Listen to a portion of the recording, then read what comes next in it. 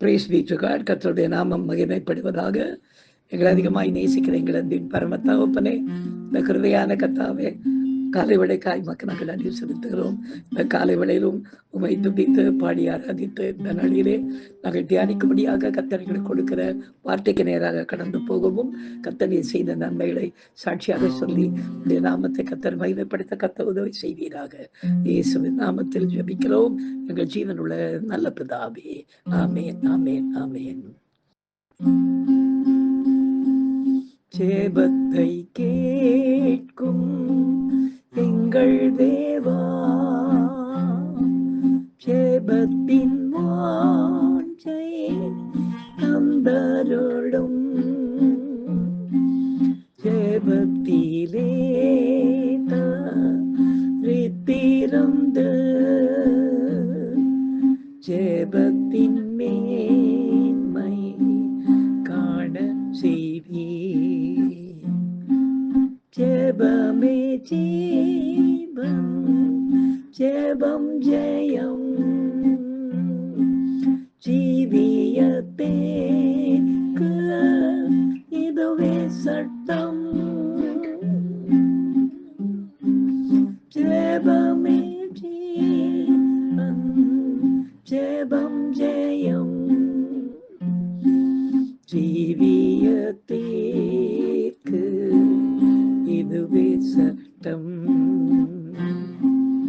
ஊக்கத்துடனே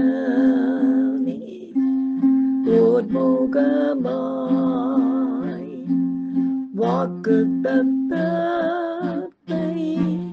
பற்றி கொண்டு நோக்கத்தையெல்லாம் மேன்மையாக்கி கேட்கும்படி கிருபை செய்யும். ஜெபமே ஜீவன், ஜெபம் ஜெயம், ஜீவியத்தேக்கு இதுவே சட்டம்.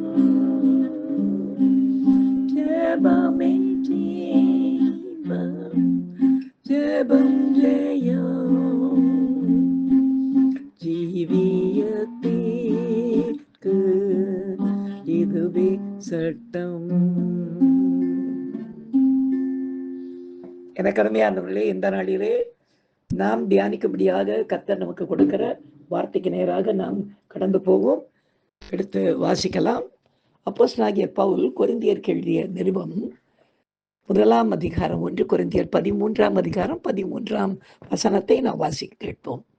இப்பொழுது விசுவாசம், நம்பிக்கை, அன்பு இம்மூன்றும் நிலைத்திருக்கிறது, இவைகளில் அன்பே பெரியது என்று எழுதியிருக்கிறார். பிரியமானவர்களே, ரட்சிக்கப்படாத ஒரு மனுஷனும் மற்ற இன்னொரு மனுஷன் மேல் வைப்பதற்கு பெயர் நம்பிக்கை. அது அநேக நேரங்களிலே செயல்படாமல் கூட போகிவிடும். ஆனால் ரட்சிக்கப்பட்ட நமக்குள் கர்த்தர் மீது நாம் வைக்கும்படியாக அவராலேயே நமக்குள்ளே துவக்கப்பட்ட நம்பிக்கைக்கு பெயர்தான் விசுவாசம் என்பது.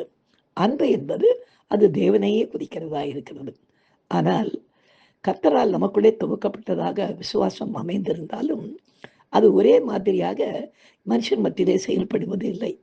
வேதத்தில் இயேசு கிறிஸ்து வாழ்ந்த நாட்களில் இதன் செயல்பாட்டை நாம் வித்தியாசமாக பார்க்கிறோம். அவரது நாமத்தின் மேல் விசுவாசம் வைத்த போது நடந்த அற்புதங்கள், அவரது வார்த்தையின் மேல் விசுவாசம், இன்னுமாய் அவர் செய்த கிரிகளின் மேல் விசுவாசம் என்று வித்தியாசமான முறைகளிலே அற்புதங்களை ஜனங்கள் பெற்றுக்கொண்டதை நாம் வேதத்திலே நாம் வாசிக்கிறோம். நாம் எந்த அளவிற்கு விசுவாசிக்கிறோமோ அந்த அளவிற்கு காரியங்களை நாம் வேகமாக பெற்றுக்கொள்ள முடியும்.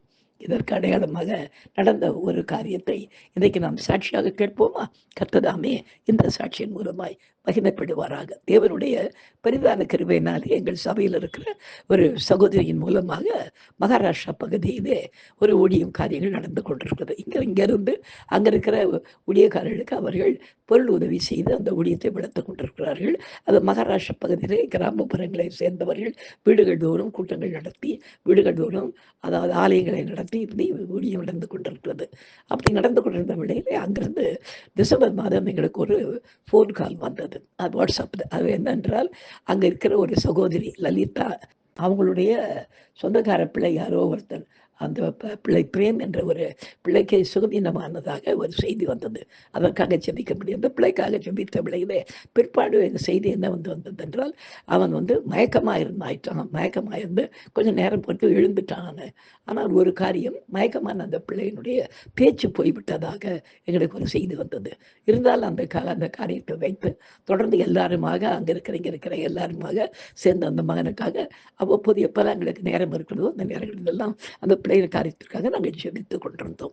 கர்த்தருடைய பெரிதான கிருபையினாலே நேற்றைய தினத்திலே அந்த பிள்ளைக்கு திடீரென்று மறுபடியும் அந்த மகன் அந்த பிரேம் என்கிற பிள்ளை பேச ஆரம்பித்து விட்டான் என்று ஒரு நல்ல சாட்சியை கேட்க கர்த்தர் உதவி செய்தார். பாருங்கள், அவன் அந்த மயக்கத்திலிருந்து எழுந்துட்டான். ஆனால் உடனே அவனுக்கு பேச்சு வரவில்லை. பிற்பாடு இப்பொழுது இத்தனை நாட்களுக்கு பிற்பாடு அவன் கிட்டத்தட்ட ஒரு 17 நாட்களுக்கு பிற்பாடு மறுபடியும் அவன் பேச கர்த்தர் கிருபை செய்திருக்கிறார். எனவே நம்முடைய விசுவாசம் எந்த அளவிற்கு நாம் ஆழமாக ஒருமனப்பட்டு நாம் ஒரு காரியத்தை அவருடைய நாமத்தின் மீதோ அவருடைய வார்த்தையின் மீதோ கிரியின் மீதோ நாம் விசுவாசம் வைத்து ஜபிக்கிறோமோ அந்த அளவுக்கு ஒரு விசுவாசம் உன்னை ரட்சித்தது என்று அவர் கர்த்தர் சொல்லக்கூடிய அளவிற்கு நாம் காரியத்தை பெற்றுக்கொள்கிறோம். ஆழமாக நாம் விசுவாசிப்போம், கர்த்தரிடமிருந்து காரியங்களை உடனடியாக பெற்றுக்கொள்வோம். கர்த்தர் என்ற சாட்சியின் மூலமாக மகிமைப்படுவாராக. நாம் ஜெபிக்கலாம். எங்களை அதிகமாய் நேசிக்கிற எங்கள் அன்பின் பரம தகப்பனே, இந்த மகாராஷ்டிரா மகிழா மிஷன் சொல்லக்கூடிய இந்த ஊழியத்தில் நடந்த இந்த அற்புதத்திற்காய் உமக்கு நன்றி செலுத்துகிறோம். கர்த்தாவே, மறுபடியுமாய் அந்த மகன் பிரேம் என்ற பிள்ளை பேசும்படியான ஒரு திறனை அவனுக்கு நீர் கொடுத்ததற்காய் உமக்கு நாங்கள் நன்றி செலுத்துகிறோம். எங்கள் ஜெபத்தை கேட்டு பல் தந்ததற்காய் உமக்கு நன்றி. தொடர்ந்து நடத்துங்கப்பா, ஆசீர்வதிங்க. இயேசுவின் நாமத்தில் ஜெபிக்கிறோம் எங்கள் ஜீவனுள்ள நல்ல பிதாவே, ஆமேன். என் ஆத்துமாவே கர்த்தரை ஸ்தோத்திரி, என் முழுவதுமே பரிசுத்த நாமத்தை ஸ்தோத்திரி. என் ஆத்துமாவே கர்த்தரை ஸ்தோத்திரி, அவர் செய்த சகல உபகாரங்களையும் மறவாதே. ஆமேன். ஹல்லேலூயா, ஹல்லேலூயா, ஹல்லேலூயா. God bless you. Thank you.